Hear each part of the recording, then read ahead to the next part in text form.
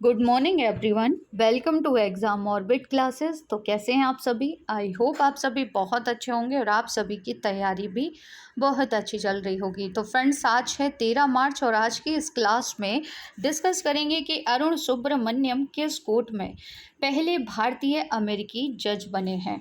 Mount Merapi ज्वालामुखी जिसमें विस्फोट हो गया है, डिस्कस करेंगे इस ज्वालामुखी के बारे में कि ये किस देश में है। अफगानिस्तान पर भारत मध्य एशिया संयुक्त कार्य समूह की जो पहली बैठक है ये कहाँ पर हुई है। कर्नाटक में बेंगलुरु मैसूर एक्सप्रेसवे का लोकार्पण किसने किया है, डिस्कस करेंगे। सेना ने 100 फुट ऊंचा राष्ट्रीय ध्वज कहाँ पर फहराया है। कौन सा राज्य चौथी महिला नीति पेश करेगा। किस राज्य के 2 पहाड़ी जिलों पर भूस्खलन का सबसे ज़्यादा खतरा बढ़ा है, जानेंगे इसके बारे में। भारतीय वायुसेना कितने डॉर्नियर 228 विमान खरीदेगी, डिस्कस करेंगे इस विमान के बारे में। सर्वोच्च लेखा परीक्षा संस्था के वरिष्ठ अधिकारियों की जो पहली बैठक है ये कहाँ पर होने वाली है। 2023 का जो प्रित्जकर पुरस्कार है ये किसने जीत लिया है, डिस्कस करेंगे इस पुरस्कार के बारे में। हिंदुस्तान यूनिलीवर लिमिटेड के नए एमडी और सीईओ कौन बने हैं, जानेंगे इनके बारे में। और साथ ही में टॉप 10 स्टैटिक जीके जीएस में आज का हमारा टॉपिक होगा भारत के प्रधानमंत्री, यानी कि भारत के प्रधानमंत्री से संबंधित टॉप 10 क्वेश्चन आज के सेशन में डिस्कस करेंगे। तो आप सभी को बता दें कि अगर आप किसी भी एग्ज़ाम की तैयारी कर रहे हैं तो ये क्लास आप सभी के लिए बहुत ही महत्वपूर्ण रहने वाली है। तो एक बार आप सभी क्लास को शेयर कर देंगे, चैनल पर नए हैं तो चैनल को सब्सक्राइब कर लेंगे। सबसे पहले आप सभी के लिए एक सवाल है, आंसर करेंगे कमेंट्स बॉक्स में। अरुण सुब्रमण्यम निम्न में से किस कोर्ट के पहले भारतीय अमेरिकी जज बने हैं। फ्रेंड्स, इस सवाल का आंसर आपको मिलेगा क्लास के लास्ट में और जिनको आंसर पता है वो लिखेंगे कमेंट्स बॉक्स में। तो डिस्कस करते हैं आज की क्लास का पहला सवाल कि खबरों में रहा माउंट मेरापी ज्वालामुखी किस देश में है। तो फ्रेंड्स, माउंट मेरापी जो ज्वालामुखी है इसमें विस्फोट हो गया है जिसके कारण ये सुर्खियों में आ गया है। तो फ्रेंड्स याद रखेंगे, माउंट मेरापी जो कि एक सक्रिय ज्वालामुखी है और ये आता है कहाँ पर, तो ये है इंडोनेशिया में। डिस्कस कर लेते हैं इसके बारे में। तो दुनिया के सबसे सक्रिय ज्वालामुखी में से एक इंडोनेशिया का माउंट मेरापी ज्वालामुखी फटने से आसपास के गांव में धुआं और राख फैल गई है। वहीं बात की जाए इस ज्वालामुखी की तो ये इंडोनेशिया की सांस्कृतिक राजधानी यानी कि योग्याकर्ता के पास स्थित है, जावा द्वीप पर। जैसा कि आप सभी जानते हैं, कल की क्लास में ही डिस्कस किया था कि इंडोनेशिया की जो वर्तमान में राजधानी है जकार्ता किस द्वीप पर है, तो जावा द्वीप पर है।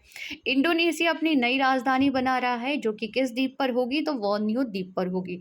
कमेंट्स में लिखेंगे कि इंडोनेशिया की नई राजधानी का नाम क्या है। कल की क्लास में पढ़ा है तो आंसर करेंगे कमेंट्स बॉक्स में।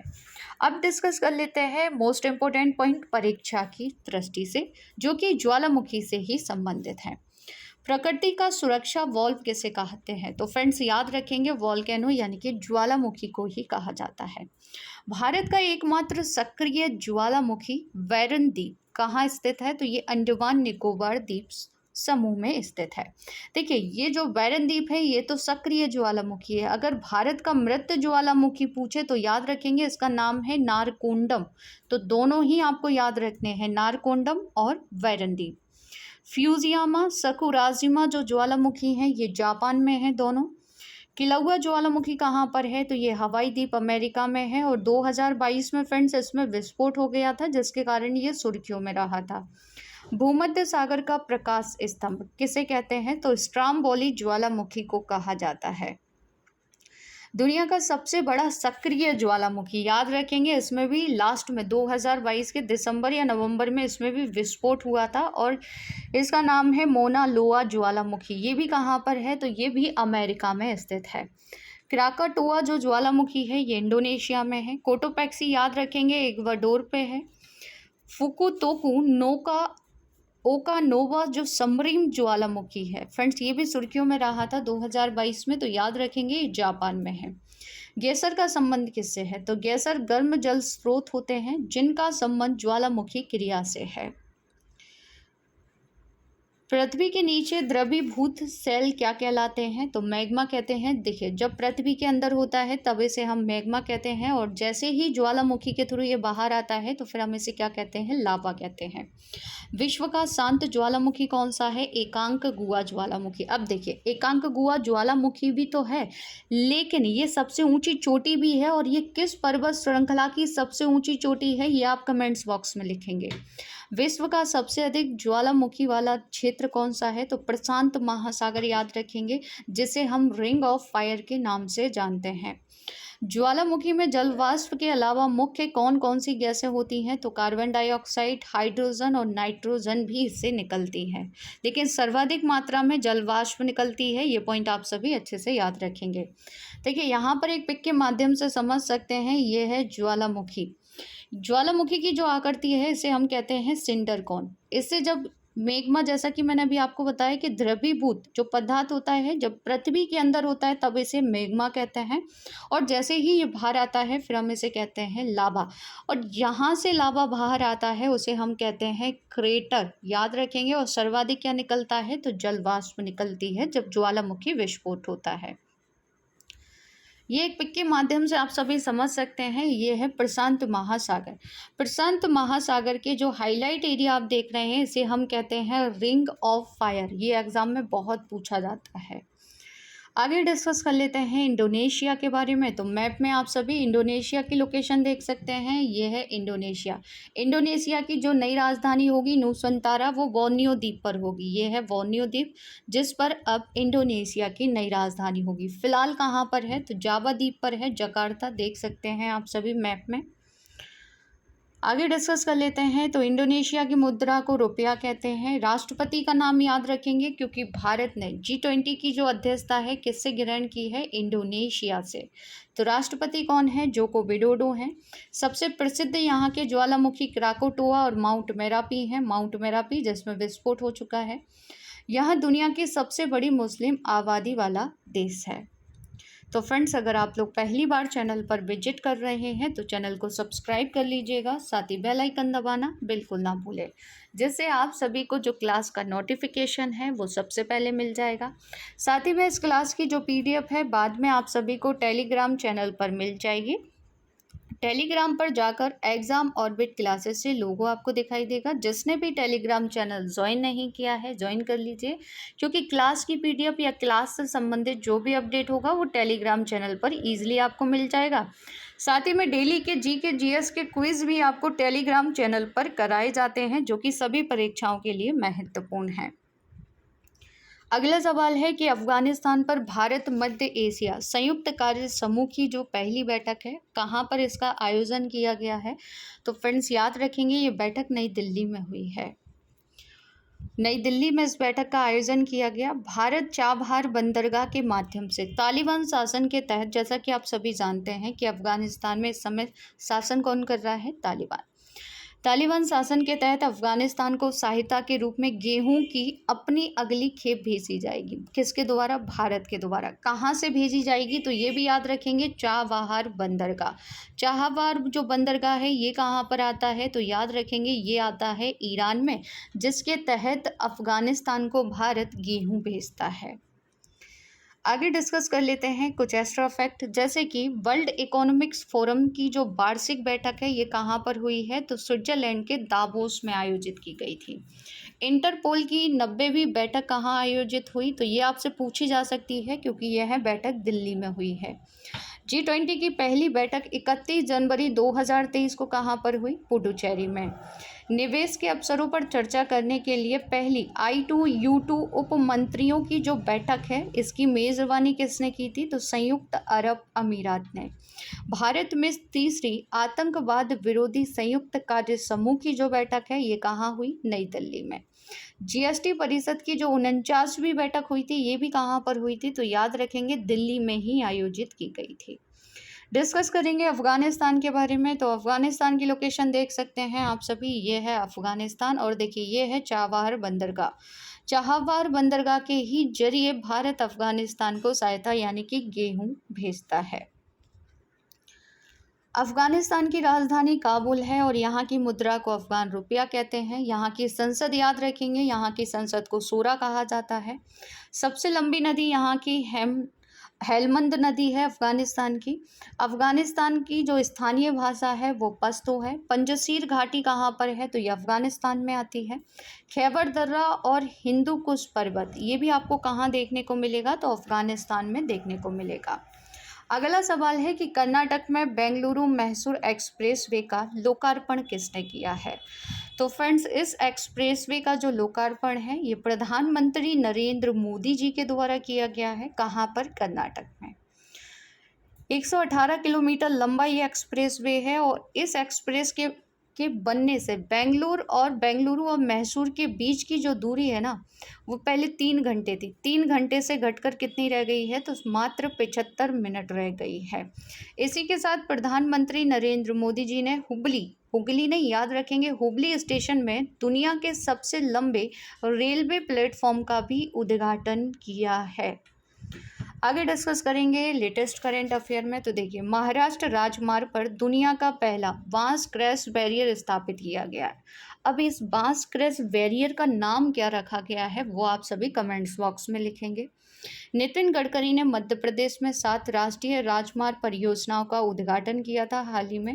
केंद्रीय मंत्री सर्बानंद सोनोवाल ने अगरतला में लॉजिस्टिक्स, जलमार्ग और संचार स्कूल का उद्घाटन किया। प्रधानमंत्री नरेंद्र मोदी जी ने वाराणसी में MV गंगा ब्लास्ट क्रूज का शुभारंभ किया था।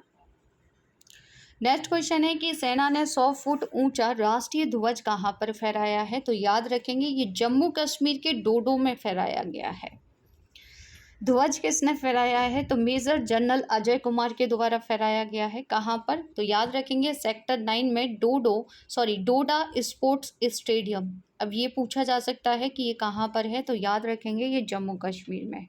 साथ ही में याद रखना है कि ये दूसरा ध्वज है। इससे पहले भारतीय सेना ने जुलाई 2022 में 100 फुट ऊंचा ध्वज किश्तवाड़ शहर में फहराया था। अच्छा, इसका उद्देश्य क्या है, तो देश के लिए अपने प्राणों की आहुति देने वाले अनगिनत सैनिकों को उचित श्रद्धांजलि देना इसका मुख्य उद्देश्य है। आगे डिस्कस करेंगे भारतीय ध्वज से संबंधित कुछ एक्स्ट्रा फैक्ट, जैसे कि राष्ट्रीय ध्वज के इस्तेमाल, प्रदर्शन और फहराने के नियम किस में बताए गए हैं, तो ध्वज आचार संहिता 2002 में। यह आचार संहिता कब लागू हुई थी, तो याद रखेंगे 26 जनवरी 2002 को। भारतीय राष्ट्रीय ध्वज को इसके वर्तमान स्वरूप में कब अपनाया गया था, तो 22 जुलाई 1947 को आयोजित भारतीय संविधान सभा की बैठक के दौरान।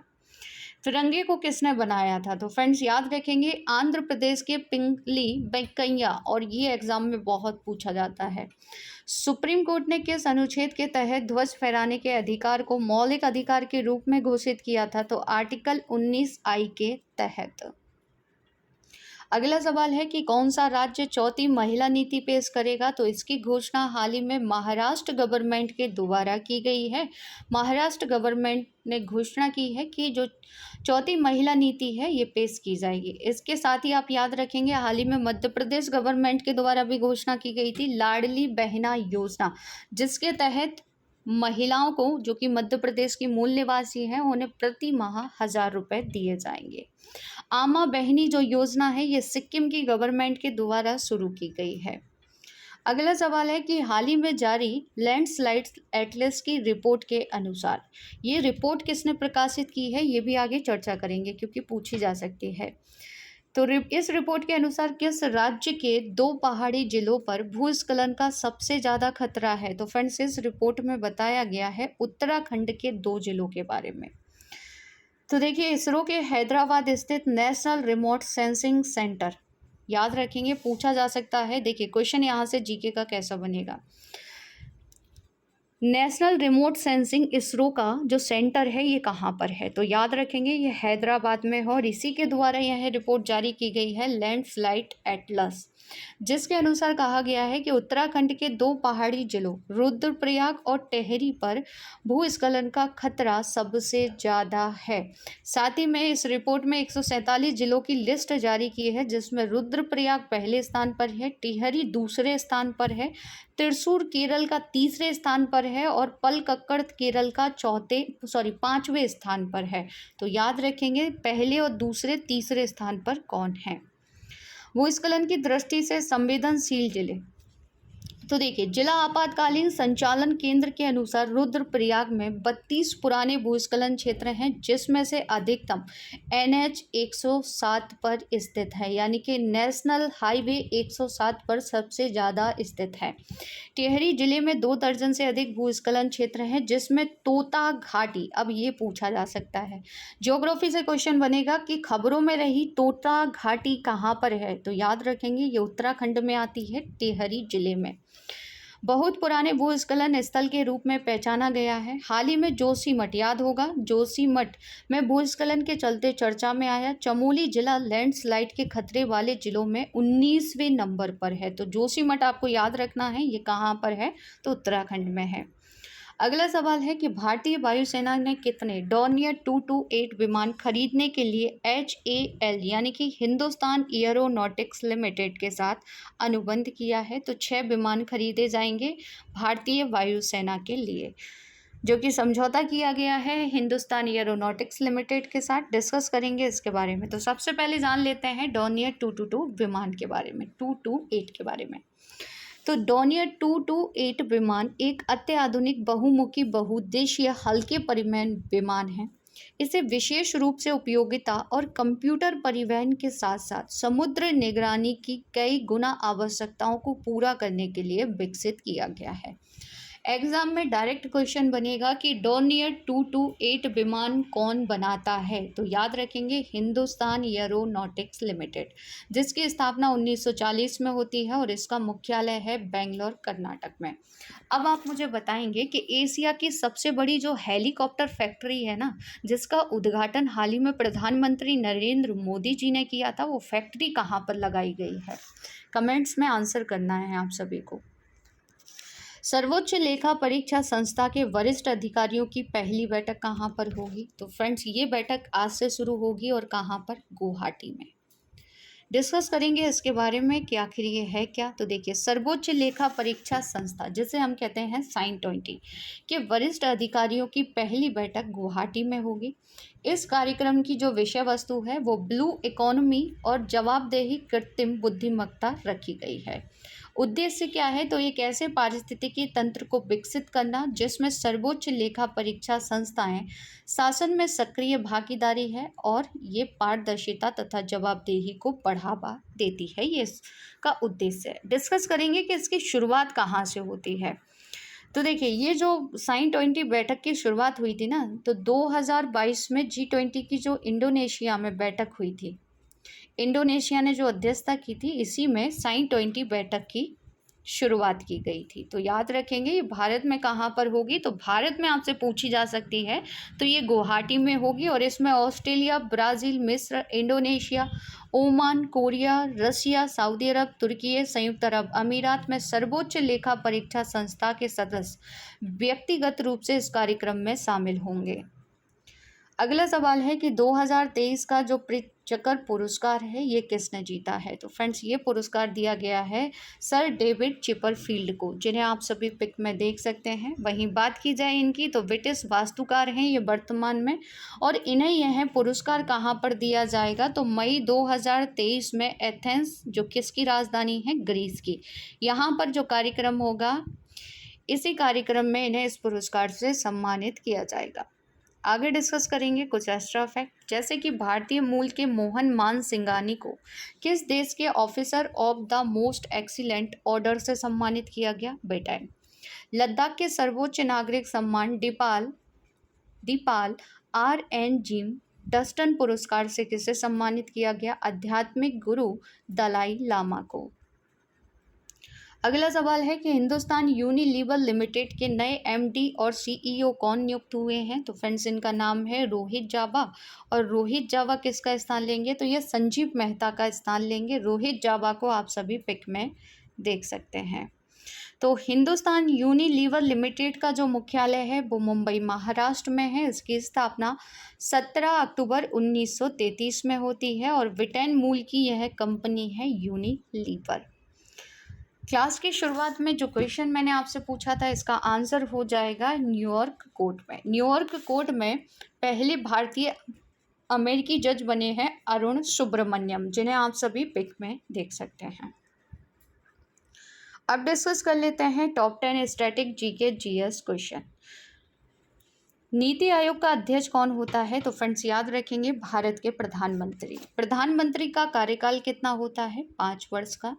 प्रधानमंत्री को पद की शपथ कौन दिलाता है? राष्ट्रपति। प्रधानमंत्री पद से त्यागपत्र देने वाले भारत के पहले प्रधानमंत्री कौन थे? मोरारजी देसाई। भारत में शक्तियों का प्रमुख उभरता हुआ केंद्र कौन है? तो याद रखेंगे प्रधानमंत्री है।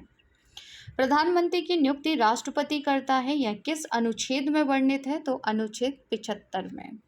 भारत के प्रधानमंत्री पद के लिए उम्मीदवार की कम से कम कितनी उम्र होनी चाहिए? 25 वर्ष। किस प्रधानमंत्री ने एक बार पद से हटने के पश्चात दोबारा पद संभाला था? इंदिरा गांधी। जवाहरलाल नेहरू के निधन के पश्चात किसने प्रधानमंत्री पद ग्रहण किया? गुजारी लाल नंदा। अविश्वास प्रस्ताव के कारण सर्वप्रथम किस प्रधानमंत्री को अपने पद से त्यागपत्र देना पड़ा था? तो याद रखेंगे मोरारजी देसाई को। अब आप सभी के लिए कुछ सवाल हैं जिनके आंसर देने हैं कमेंट्स बॉक्स में। एशिया की सबसे बड़ी हेलीकॉप्टर फैक्ट्री कहाँ पर है? नेक्स्ट क्वेश्चन है कि गांधी सागर फ्लोटिंग फेस्टिवल कहाँ पर हुआ है? कार्यपालिका का प्रमुख कौन होता है? निम्नलिखित में से विशेष आहरण अधिकार, जिसे हम कहते हैं एसडीआर, से संबंधित विकल्प है?